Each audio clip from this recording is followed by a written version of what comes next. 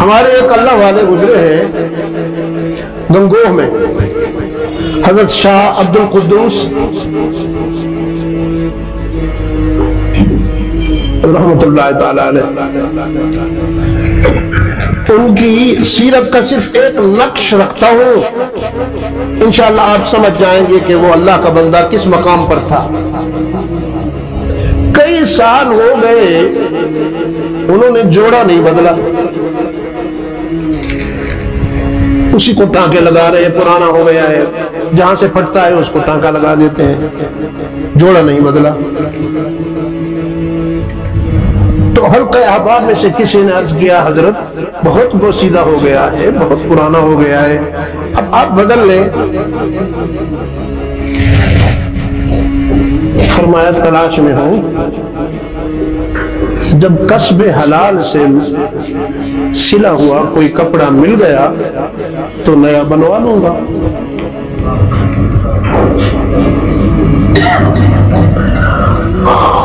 یاد رکھنا، کسب حرام نسل بعد نسل تباہیوں کے دروازے کھول دیتا ہے،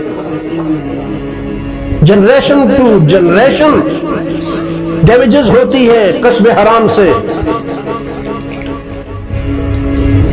اور اسی طرح کسب حلال سے سعادت بھی نسل بعد نسل چلتی ہے۔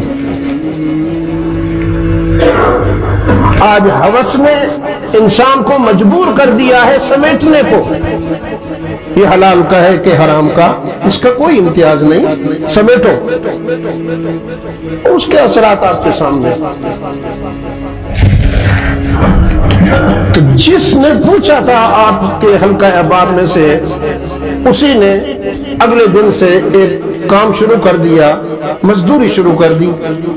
یہ جو دہاڑی کی مزدوری ہوتی ہے، اس مزدوری کے ذریعے کچھ رقم اس نے اکٹھی کر لی، اور اس رقم سے اس نے کپڑا خریدا اور حضرت کی خدمت میں ہدیتاً پیش کیا۔ حضرت نے اس سے دوسرا جوڑا بنوا لیا اور انہی 2 جوڑوں میں پوری زندگی پوری کر دی۔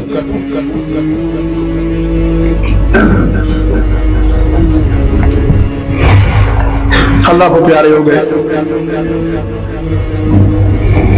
ان کے فرزند تھے شاہ ابو سعید گنگوہی رحمت اللہ تعالی علیہ۔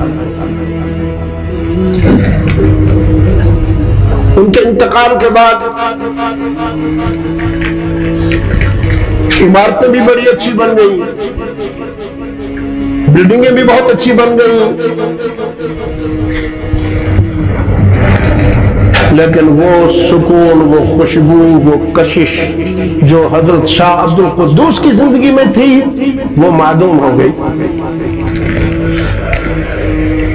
تو ایک دن انہوں نے اپنی والدہ سے عرض کیا کہ ابا حضور کے دور میں جو خوشبو تھی، جو مہک تھی، وہ اب نظر نہیں آتی، کیا بات ہے؟ انہوں نے کہا وہ مہک روحانی زندگی کی تھی جو دنیا سے چلے جانے کے بعد وہ بھی چلی گئی۔ بھائی یہ دھواں مت پھیلاؤ بچے۔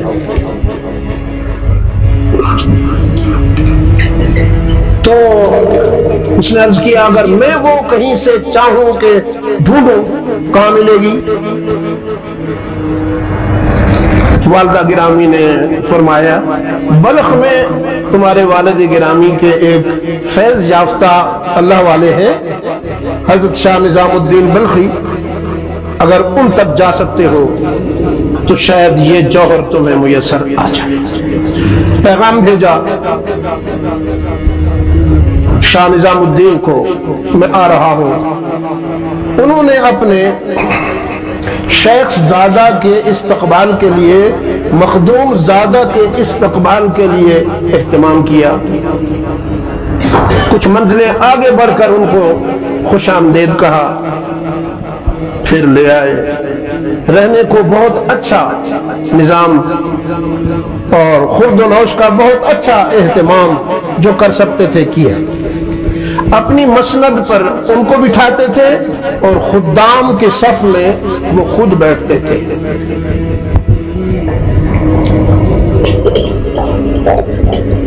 کچھ دن گزرنے کے بعد شاہ ابو سعید رحمۃ اللہ تعالی علیہ نے عرض کیا کہ میں اجازت چاہوں گا۔ فرمایا بہت اچھی بات ہے۔ تو ایک ہیرے اور جواہرات کا طبق انہوں نے حضرت کی خدمت میں ہدیتاً پیش کیا۔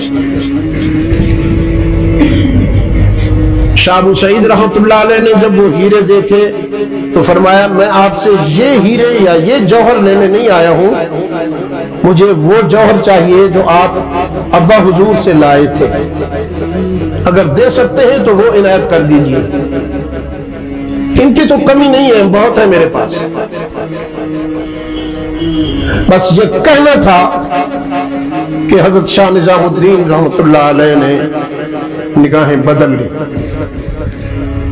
اور فرمایا تو پھر دلہن کی طرح بن سنور کر کیوں بیٹھے ہوئے ہو، مخدوم بن کر کیوں آئے ہو؟ یہ بھی کی بات ہے کہ قربانت شوم قربانت شوم قربانت شوم کہہ رہے تھے، لیکن جب انہوں نے یہ تمنا ظاہر کی کہ میں جسم کے لیے نہیں آیا، میں دل کے لیے آیا ہوں، تو پھر اب جو کچھ ان کو ایک معالج کی حیثیت سے، ایک ڈاکٹر کی حیثیت سے کرنا تھا وہی کیا۔ فرمایا اٹھو۔ جہاں تو وہ اتنا سو کم خواب سے سجا ہوا بستر تھا، اور اب فرمایا جاؤ سامنے وہ جو ہمارے گھوڑے ہیں ان کے طویلہ میں جا کے خدام سے کہا اس کو چارپائی ڈال دو کسی چادر اور تکیے کے بغیر، اور وہاں ہمارے شکاری کتے بھی ہیں ان کو بھی سنبھالا کرو، جاؤ وہیں بیٹھو۔ خدام سے کہا ایک دن گزار کے دوسرے دن روٹی کا کچھ ٹکڑا اس کو دے دیا کر زندہ رہنے کے لیے۔ آپ کی سمجھ میں میری گزارش آ رہی ہے؟ ایک تن کی دنیا ہے جس کے ہم بادشاہ ہیں، اور ایک من کی دنیا ہے۔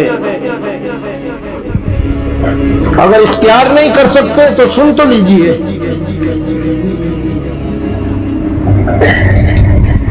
کچھ عرصہ گزر گیا،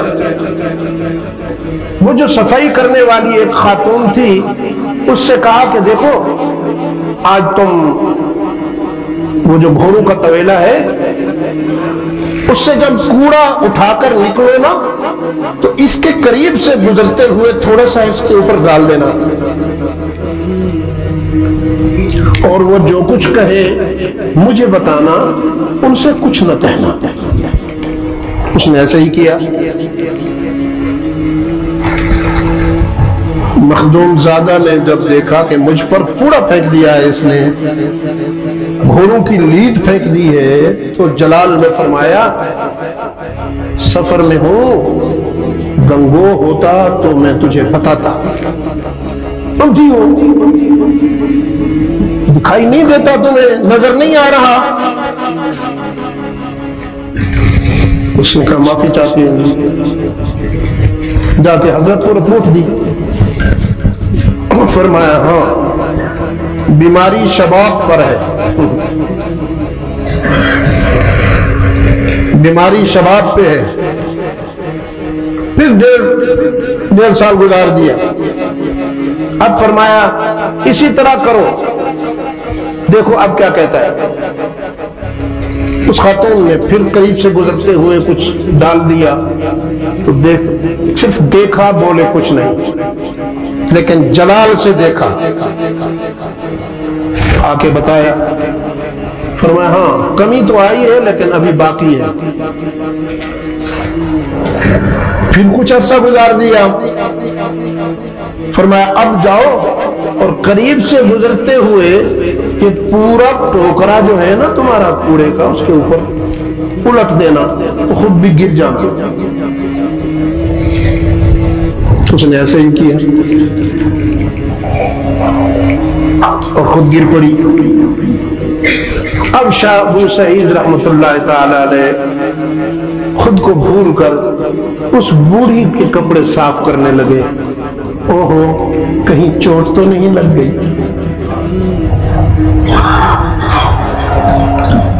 مجھ سے ٹھوکر کھا کے جو گری ہو، کہیں چوٹ تو نہیں لگ گئی؟ شاید میں نے خیال نہیں کیا، میرا کوئی بازو یا میرا پاؤں تجھے اٹک گیا کہ تو گر گئی، معاف کرنا۔ انہوں نے آ کر حضرت کو رپورٹ دی۔ حضرت نے فرمایا الحمدللہ الحمدللہ، خیر ہو گئی۔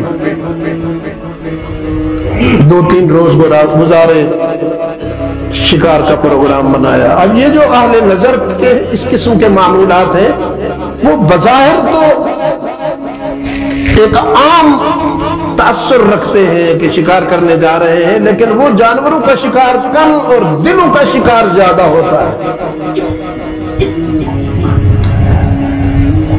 شاہ ابو سعید رحمۃ اللہ علیہ کے ذمے بڑے تنمند 2 کتے لگائے گئے کہ ان کو سنبھال کے رکھو، اور جب تک میں نہ کہوں چھوڑنا نہیں ہے انہیں۔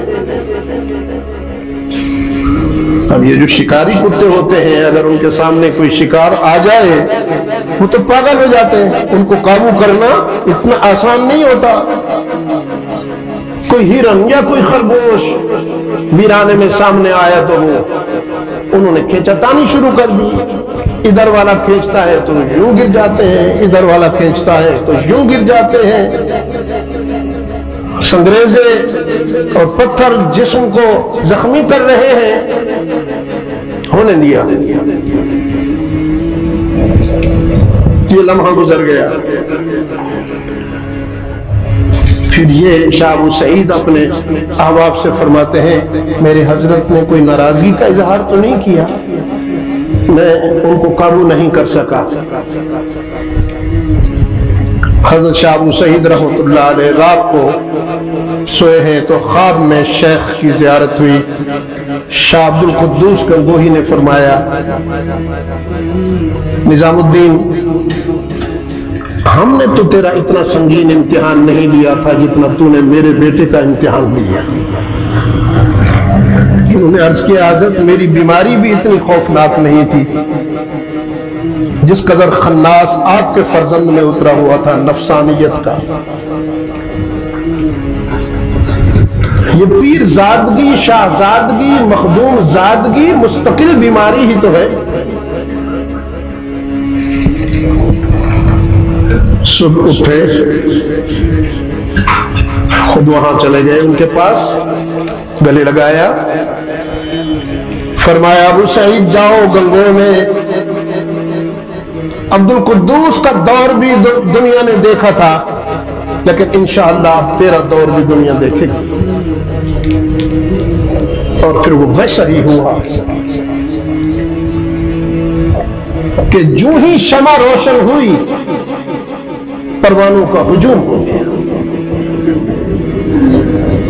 اور مادیت کی جگہ روحانیت آ گئی، خوشبو دور دور تک محسوس کی جانے لگی۔